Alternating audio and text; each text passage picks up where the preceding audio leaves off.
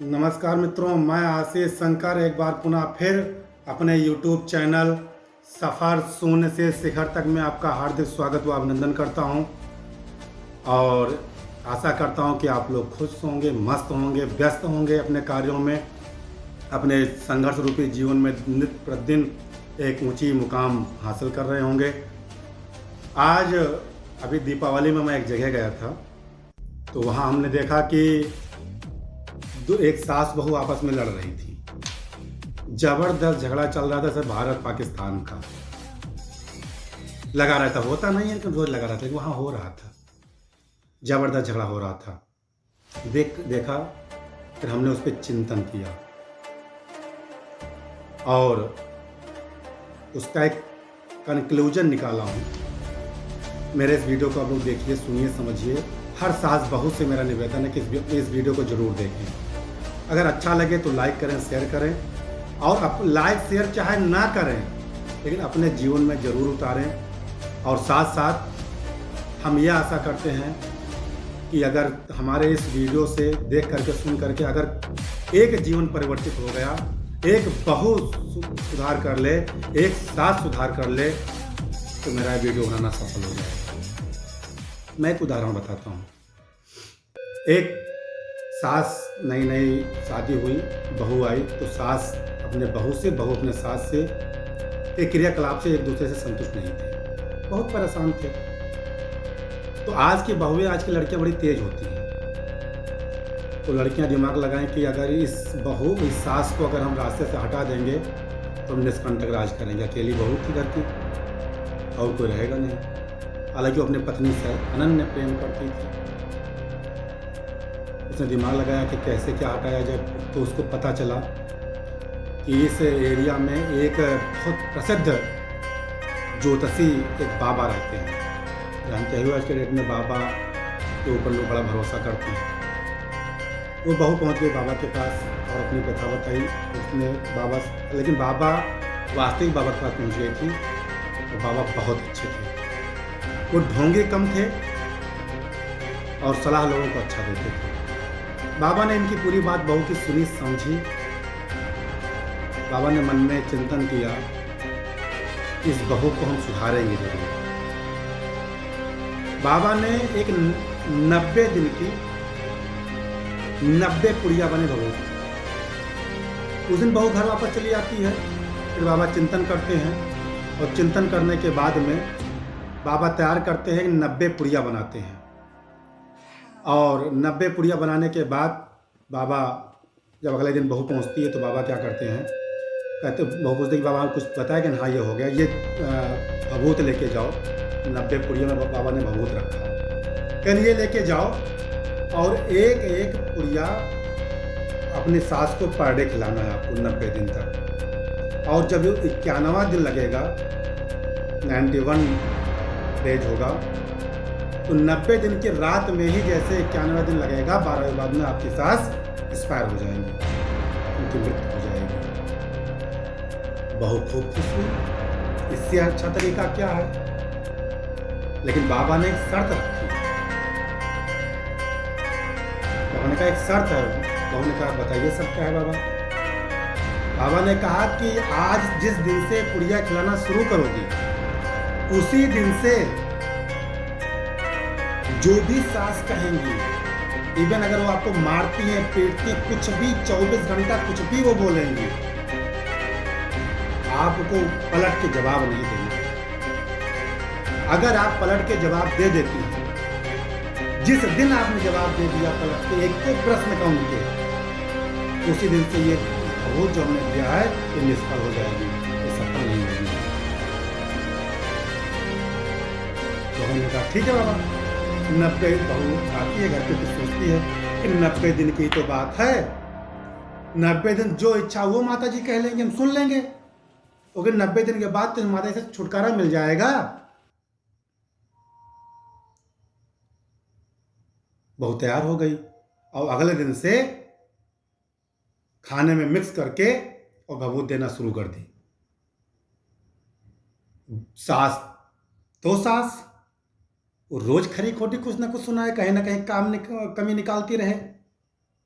लेकिन जैसे कुछ कमी निकाले बहू झल्लाए, लेकिन बोलती नहीं थी, क्योंकि उसको पता था कि जैसे उल्टा जवाब या किसी बात को दे देंगे, वो मेरा जो हम काम चल रहा है वो निष्फल हो जाएगा। होते करते क्या हुआ, बहू बर्दाश्त करना शुरू करती है, सास बोलना शुरू करती है। 1 महीना बीता, बहू कुछ नहीं बोली।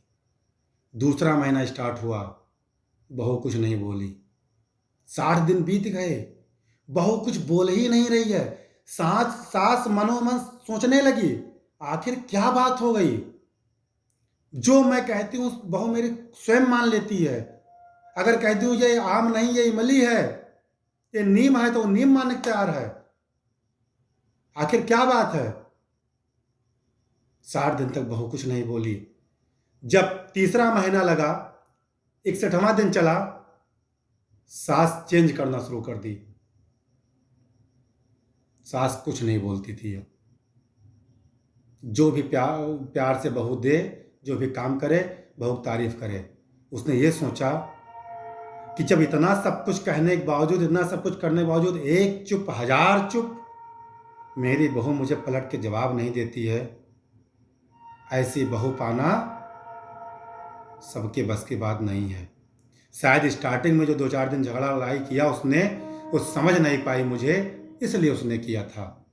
क्योंकि नई नवेली आई थी मेरे यहाँ, नया घर उसको मिला था, वो समझ नहीं पा रही थी मुझे।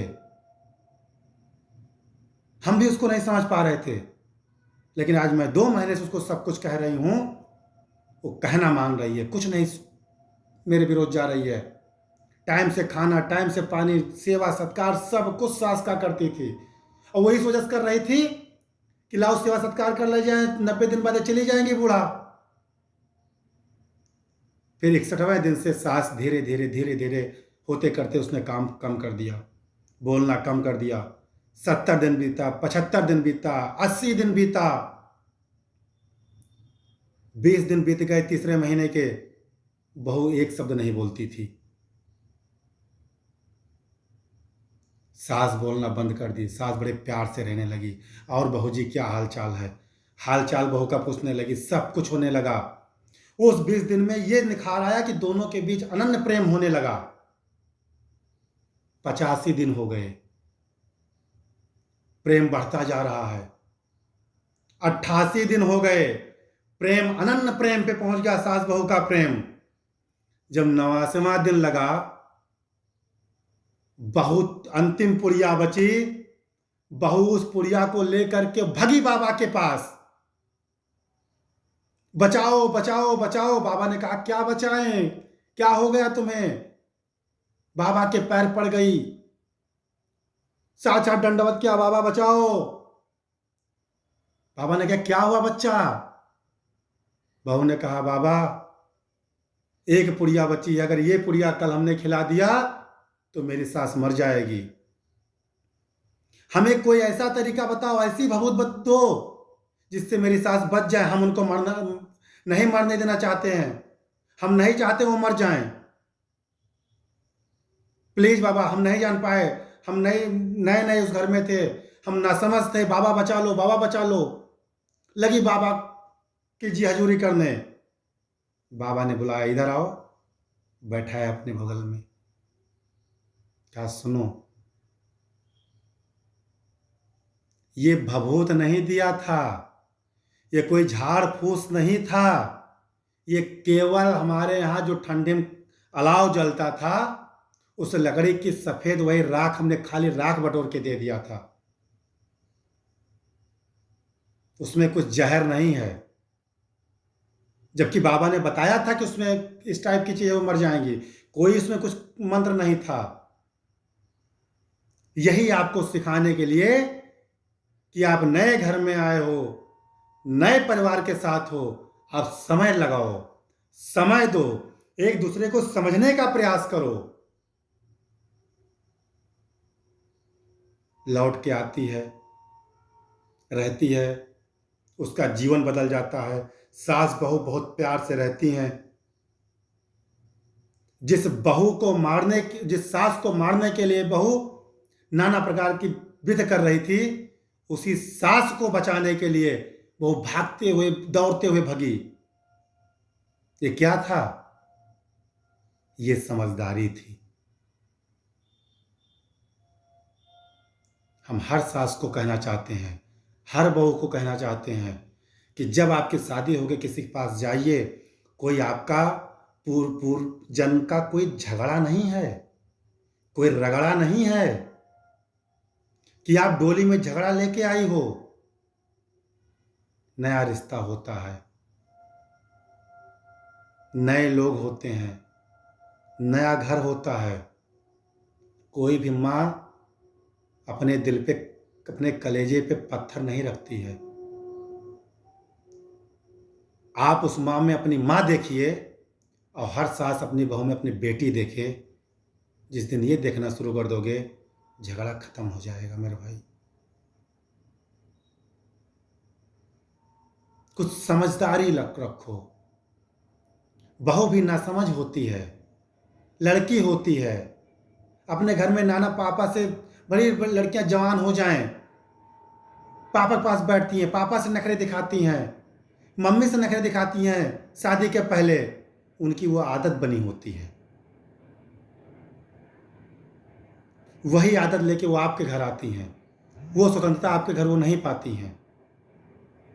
उस प्रकार से आप नए लोग होते हैं, आपसे वो घुल मिल नहीं पाती हैं। वहीं से तनाव शुरू हो जाता है। होता क्या है, आने वाले समय में वही तनाव छोटे छोटे कण के रूप में बन के एक बम बन जाता है, फिर ब्लास्ट हो जाता है। बम ना बनने दीजिए, उसको डिफ्यूज कीजिए। समय लगाइए, किसी भी रिश्ते पर समय दीजिए और समय के साथ साथ सब बदल जाता है। हर सास से निवेदन करता हूं, एक बार मां बनने का प्रयास कीजिए। क्या है, कितने दिन का जीवन है?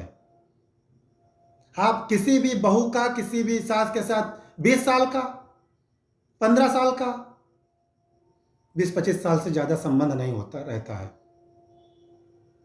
क्योंकि जब सास बनती है तो 40 साल के ऊपर होती है, 45 साल 50 साल की होती है, 70 साल का जीवन होता है। 10-20 साल का संबंध है। क्यों 20 साल लड़की के साथ झगड़ा कर रही हो? सुधार करो, समझदारी दिखाओ। आप सास हैं, उससे ज्यादा अनुभव है। अगर एक सास अपनी बहू से लड़ रही है तो ये गलत है। अगर बहू सास से लड़ रही है, सही है। क्यों? क्योंकि वो जिस घर से आई है वहां की एक बेटी रही है, उसकी उम्र कम रही है, 10 साल की वो बचपन में रही है और 10 साल के ऊपर लेकर 25 साल में उसकी शादी हो गई, 15 साल अपने माँ बाप के साथ उस माहौल में रही है कि वो माँ अपने बच्चे को, हाँ बहनी ये ना करो, हाँ बहनी ये ना करो, लाओ हम तुम्हें दूध पिला दें, लाओ हम तुम्हें खाना खिला दें, लाओ तुम्हारे हम सर पे तेल रख दें। वो माहौल छोड़ के तुम्हारे यहाँ आई है। अगर बहू का सर दर्द होने लगे ना, शायद कोई माल लेके तेल पहुंचती हो, आओ बेटा सर पे तेल रख दूं। जरा चिंतन करो, वो बेटी नहीं है, वो नहीं थकती है, वो भी थकती है, उसको भी थकान होती है। जब कोई बेटी जिस दिन डोली में बैठती है ना, 7 फेरा लेने के बाद जब डोली में बैठ के उस घर से विदा होती है, विदा होते ही इतने पद उसको मिल जाते हैं, उस सारे पद का निर्वहन करना पड़ता है। पहला पद मिला पत्नी का, दूसरा पद मिला बहू का, तीसरा पद मिला भाभी का, चौथा पद मिला या तो देवरानी का या तो जेठानी का, अगला पद मिला चाची का। ऐसे इतने पद मिलते हैं उस डोली के साथ, 7 फेरे के साथ 7 पद नहीं, पता नहीं कितने पद मिलते हैं। जब वो ससुराल पहुंचती है तब हर पद का उसको निर्वहन करना पड़ता है।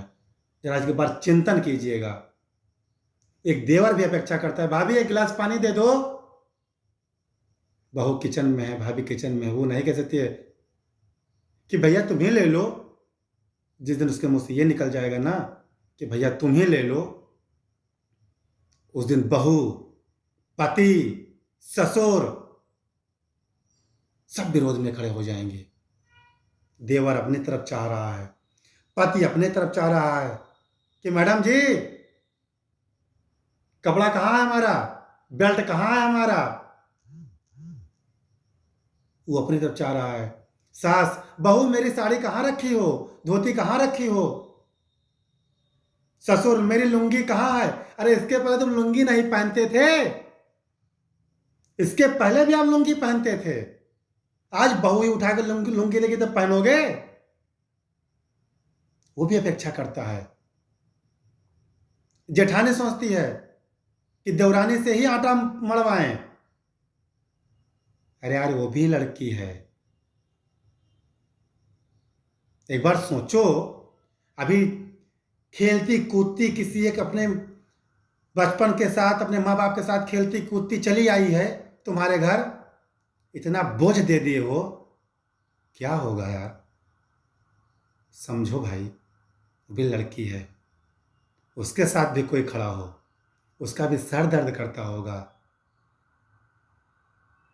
रात में पैर दुखते होंगे, सुबह जल्दी उठना है।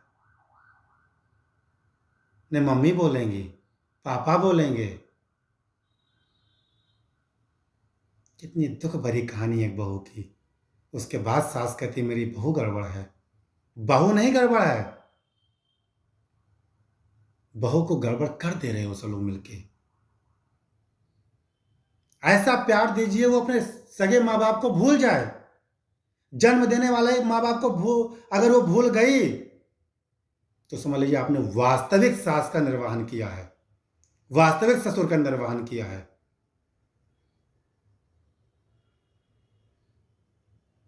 ये परिवर्तन है। हमें आपको उस जमाने में नहीं जीना है, हमें आपको इस जमाने में जीना है। हमें आपको परिवर्तन करना है।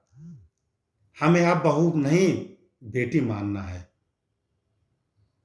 कभी भी एक बार चिंतन करो, किचन में है, हाथ में लोई लिए है, सासू माँ अलग बुला रही है, बेटी बहू, हाँ मम्मी लोई रख के मैं आ रही हूं, मैं रोटी सेक रही हूं, मना नहीं कर सकती है।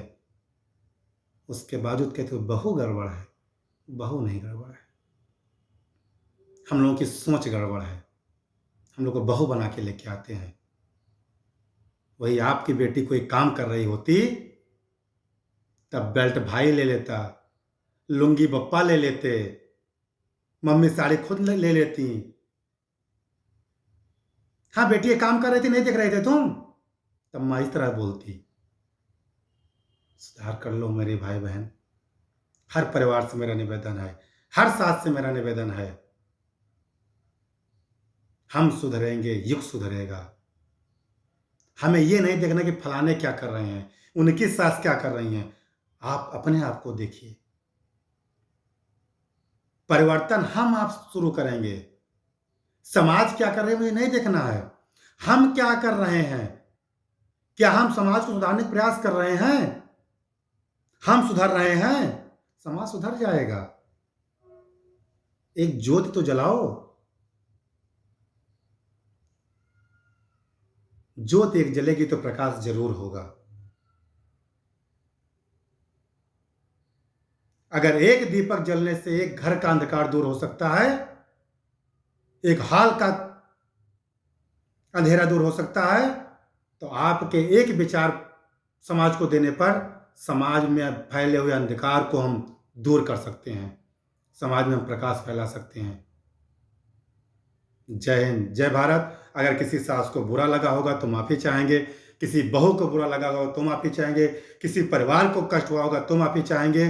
अगर आपको अच्छा लगा होगा तो मेरे चैनल को लाइक करें, सब्सक्राइब करें और प्रयास करें कि ऐसे वीडियो में आशीर्वाद दे कि बनाता रहूं, जो समाज के लिए कोई प्रेरणादायक साबित हो पाए। बहुत बहुत धन्यवाद। एक बार फिर मैं अपने चैनल सफ़र शून्य से शिखर तक में आप लोगों का बहुत बहुत स्वागत अभिनंदन करता हूं। मैं आशीष शंकर गोंडा से। आप लोगों का आशीर्वाद ऐसे प्रेम ऐसे हमसे बना रहे। बहुत बहुत धन्यवाद। जय हिंद, जय भारत, जय श्री राम।